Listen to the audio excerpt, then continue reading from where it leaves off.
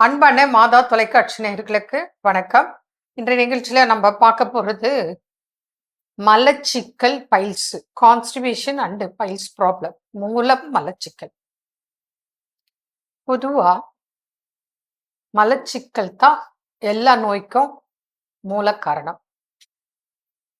அதுல பைல்ஸ் ரொம்ப ஈஸியா வர்றதுக்கு 100% வாய்ப்புகள் இருக்கு.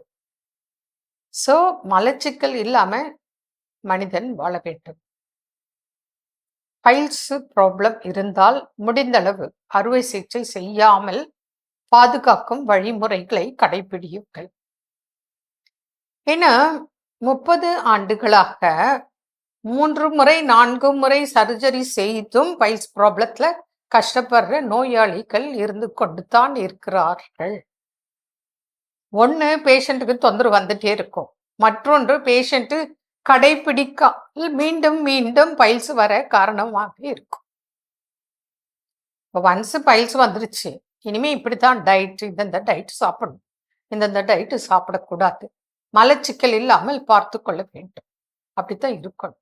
இப்போ பார்த்தீங்கன்னா உங்களுக்கு ஆனஸ்ல ஆஸ்னவாயில் ஒரு சின்ன குரோத்தோ இல்லை குட்டி குட்டி 2-3 குரோத்தோ அல்லது நம்ம உள்நாக்கு இருக்குல்ல அது போல கூட சிலருக்கு கொஞ்சம் பெருசா வரும். அது சில டைம் வீக்கம் ஏற்படும், வலி ஏற்படும், அரிப்பு ஏற்படும், ப்ளீட் ஆகலாம், பஸ் கூட வரலாம், சீலும் வரலாம், பிளட்டும் வரலாம், மோஷன் வித் பிளட்டும் வரலாம், அல்லது பைல்ஸ்னால ப்ளீட் ஏற்படும். மோஷனுக்கு முன்ன வரலாம், மோஷனோட வரலாம், பிளட் இல்லை மோஷன் பிறகு வரலாம், நல்ல சொட்டு சொட்டாவும் வரலாம், நிறைய ப்ளீடும் ஆகலாம், த்ரூ ஆசன வழியாக, ஆசன வாய் வழியாக ப்ளீட் ஆகலாம். இதுதான் பைல்ஸ். இது ஆண்களுக்கு இருக்கலாம், பெண்களுக்கு இருக்கலாம், எந்த ஏஜுக்கு வேணா யாருக்கு வேணா இருக்கலாம். சரி, இப்போ பைல்ஸ் வந்துருச்சு, நீங்க சில டைம் ஸ்கேன் பண்ணாலும் உங்களுக்கு சொல்லிடுவாங்க ரிப்போர்ட்ல உங்களுக்கு பைல்ஸ் ப்ராப்ளம் இருக்கு. ஏன்னா எக்ஸ்டர்னலாக இருக்கும்போது ஈஸியாக நீங்களே கண்டுபிடிச்சிக்கலாம். இன்டர்னல் பைல்ஸ் இருக்கும்போது உங்களுக்கு அதுக்குண்டான டெஸ்ட் இருக்கு, எடுத்தா ரிப்போர்ட் வந்துடுது. அதனால நீங்க உங்களுக்கு இந்த ப்ராப்ளம் இருக்கு அப்படின்னா கண்டிப்பா டென்ஷன் ஆகக்கூடாது. பாடி ஹீட்னாலையும் வர்றதுக்கு வாய்ப்பு உண்டு. அதனால பாடி ஹீட் ஆகாம பார்த்துக்கணும். நல்ல இளநீர், மோர், நன்னாரி சர்பத் குடிக்கணும். வாரத்துக்கு 2 நாள் தலை முதல் கால் வரை எண்ணெய் தேய்ச்சி குளிக்கணும். உணவுல ரொம்ப ரொம்ப கட்டுப்பாடு இருக்கணும்.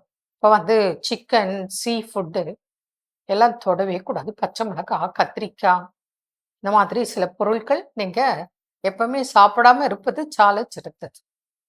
இதே சாப்பிடக்கூடிய பொருட்கள் நிறைய இருக்கு. அத்திப்பழம் நம்பர் 1 சாப்பிடலாம்.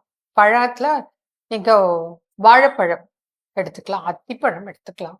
அதே போல பாதாம் பிசின் ஊற வச்சு எடுக்கலாம். வாழைப்பூ, அத்திக்காய், சுண்டைக்காய் இதெல்லாம் டெய்லி ஆல்மோஸ்ட் உணவுல இருக்கலாம். காரம் புளிப்பு இல்லாம நீங்க உணவுக்குள்ள எடுத்துக்கொள்ளணும். எளிதில் ஜீரணமாகக்கூடிய நல்ல ஃபைபர் ரிச் ஃபுட்டு, நார்ச்சத்து நிறைந்த உணவுக்குள்ள நீங்க எடுக்கணும். வெந்தயம் எடுக்கலாம், புரியுதுங்களா? கீரை வகைகள் எடுத்துக்கொள்ளலாம். துத்திக்கீரை, எல்லா கீரை டெய்லி ஒரு கீரை எடுக்கலாம். அதே போல மைல்டு ஃபுட்டு அண்ட் ஹெல்த்தி ஃபுட்டுன்னு பார்த்தீங்கன்னா நீங்க எல்லா காய்கறி, கீரை, வாழைத்தண்டு, காளான் எல்லாம் போட்டு ஒரு சூப், அப்போ ஹெல்த்தியாகவும் இருக்கும், நல்ல ஃபைபரு எல்லாம் சேர்த்து சாப்பிட்டா ஒன்றும் பிரச்சனையே கிடையாது. அதே போல் ஓவர் ப்ளீட் ஆகுதுன்னு வச்சுக்கோங்க, நீங்கள் என்ன பண்ணும், வாழைப்பூ கூட்டு பண்ணி டெய்லி சாப்பிடலாம். அது யூட்ரஸ்க்கும் சரி, பைல்ஸ்க்கும் சரி. யூட்ரஸ் ப்ராப்ளம் எந்த ப்ராப்ளம் இருந்தாலும் வாழைப்பூ சிறந்த உணவு. பைல்ஸுக்கும் அற்புதமான உணவு. வெந்தயம் நீங்கள் வறுத்து பொடி பண்ணி வச்சுட்டு சாப்பிடலாம், புரியுதுங்களா? அடுத்தது பார்த்தோன்னா சில டைம் ப்ளீட் ஆகுது, நீங்கள் நாட்டு மருந்து கடையில் பேசாம போயிட்டு ஒரு 100 கிராம் இல்லை 1/4 கிலோ மாம்பருப்பு கேட்டு வாங்கிட்டோம். மாம்பருப்பு கேட்டு வாங்கிட்டு அதில் ஒரு சீட் ஆர் 2 சீட் எடுத்து நல்லா தூளாக்கிட்டு அதில் தேன் மிக்ஸ் பண்ணி சாப்பிடலாம். அதே போல் அத்திப்பழம் இருக்கு இல்லையா, அது பால் போட்டு அரைச்சி அதை குடிக்கலாம். அத்திப்பழம் அண்டு மாம்பருப்பு அற்புதமான உணவு. துத்திக்கீரை டெய்லி சாப்பிடலாம். சோத்து கத்தாலே அற்புதமான உணவு. அதே போல் ஜென்ரலா பைல்ஸ் பேஷண்ட்க்கெல்லாம் நாங்க சொல்ற டயட் தான்.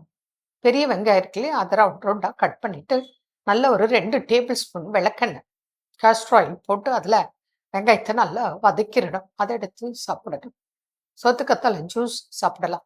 அலோவேரா ஜெல் கூட நீங்க நெய்யில வதக்கி உள்ளுக்கு சாப்பிடலாம். அல்லது அலோவேரா ஜெல்ல லேசா சூடாக்கி அந்த ஆசன வாயில பைல்ஸ்க்கு வச்சு கட்டலாம். நெறைய ட்ரீட்மெண்ட் இருக்கு. அத நீங்க வரும்போது பார்த்துட்டு சொல்லுவோம். நெறைய பேரு வந்தா சொல்றதுக்கு ஷையா இருக்கும். கூச்சப்படுவாங்க. அதனால நாங்க என்ன பண்ணுவேன், ஆனஸ ஃபோட்டோ எடுத்து எங்களுக்கு அனுப்பிச்சுடுங்க. உங்க பேரு, அட்ரஸு, அந்த குரோத் எப்படி இருக்கு? இல்ல ஸ்கேன் பண்ணி ரிப்போர்ட்ல இருந்தா அந்த ரிப்போர்ட். அத வச்சு நம்ம பேஷண்ட்க்கு ட்ரீட்மெண்ட் குடுக்கலாம். ஆக மொத்தம் எல்லா நோய்க்கும் மூல காரணம் மலச்சிக்கல். இப்ப சுகர் பேஷண்ட்டா, சுகர் வரதுக்கு முன்ன மலச்சிக்கல் இருக்கும். நல்லா கவனிச்சுக்கங்க. கிட்னி பேஷண்ட் கூட வந்து கிட்னி ப்ராப்ளத்துக்கு பார்த்தீங்கன்னா மலச்சிக்கல். சிலர்லாம் கூலா சொல்லுவாங்க. கால் பிளாடர் ஸ்டோன் இருக்கும்.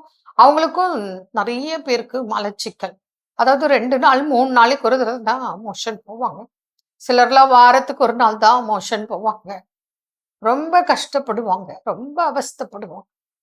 இதெல்லாம் நல்லதே கிடையாது. ஒரு நாளைக்கு 1 முறை, 2 முறை, 3 முறை, 4 முறை வரைக்கும் கூட மோஷன் போகலாம். அதுவும் சிலருக்கு 5 முறை கூட மோஷன் போகலாம்.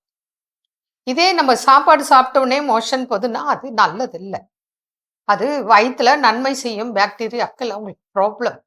சிலருக்கு அமீபியாசிஸ் இருந்தால், நீங்க எங்க சாப்பிட்டாலும் உடனே சாப்பிட்ட உடனே மோஷன் போகும். அது வெளியில சாப்பிட்டா கட்டாயம் அந்த ப்ராப்ளம் இருக்கும். அப்ப டிராவல்ல உங்களுக்கு ப்ராப்ளம். குழந்தைங்க ஸ்கூலுக்கு போற குழந்தைங்களுக்கு ப்ராப்ளம். புரியுதுங்களா? இதெல்லாம் அமீபியாசிஸ். இது அவ்வளோ சீக்கிரம் குணமாகாது. வருடக்கணக்குல சஃபர் பண்ணுவாங்க. ஆனா அவங்களுக்கும் சிகிச்சை இருக்கு. விரைவில் குணமாகும் வழிமுறைகளும் இருக்கு. அதனால உங்களுக்கு வந்து அம் சாப்பிட்ட உடனே மோஷன் போதா தொடர்பு கொள்ளுங்க. ஏன்னா குழந்தைங்கலாம் இருக்கு. சாப்பிட்ட உடனே வண்டியில ஏறணும்.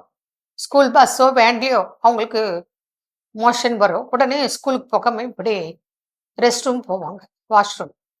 அப்புறம் போய் அப்பாவோ, அம்மாவோ அவசர அவசரமா விட்டுட்டு வரணும். குழந்தைங்க ஸ்கூல்ல கூட ரொம்ப சஃபர் பண்ணுது.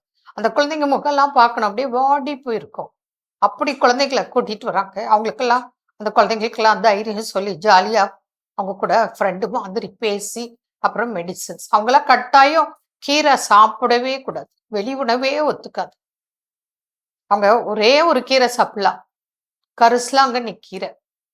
அவங்களுக்கும் ஸ்பெஷல் மெடிசன் இருக்கு. அது குடுத்தா சரியாகும். அதாவது அடிக்கடி அவசரமா சாப்பிட்ட உடனே அதுல ஜீரணமாகும், ஜீரணமாகாது, சாப்பிட்ட உணவு அப்படியே வரும், சளியோட வரும். இந்த மாதிரி எல்லாம் மோஷன் வரும். அதுவும் மலச்சிக்கல் தான். மோஷனே போலனாலும் சிக்கல் தான். பைல்ஸ்னாலயும் சிக்கல் தான். ஆனால் எந்த ஒரு சைடு எஃபெக்டும் இல்லாமல், அறுவை சிகிச்சை இல்லாமல் குணமாக்கும் வழிமுறைகள் இருக்கு.